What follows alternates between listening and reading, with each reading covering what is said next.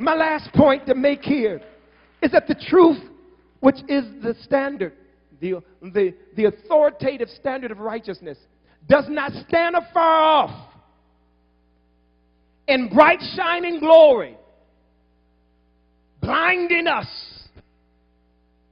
He does not stand afar off. He does not look at us and say, like the Pharisee, whoo, I fast twice a week, I pay my tithes. I'm not like this sinner who comes up here and is recorded in the book of Luke chapter 18. So I'm not like that person. I'm different. I'm righteous. That Pharisee stood afar off, lifted up his head and declared who he was. But the Bible says there was a sinner there. He didn't even lift up his head. He beat his chest and said, be merciful unto me. I'm a sinner. I've sinned. The scripture records that he went away. He went away and God heard his prayers. What does that say to me? That truth does not exalt itself.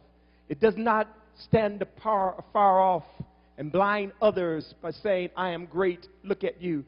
But the truth, like Jesus Christ, came down from glory, found me in my sin, and lifted me so that I can be a light to a dying world.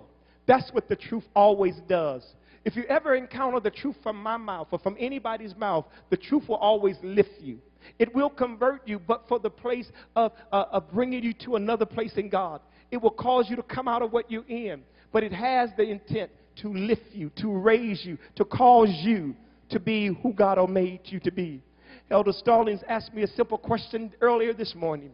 He says, how do we know the difference between someone telling the truth that's really the truth, or if it's just manipulation? Someone saying something to get me to do what they want me to do.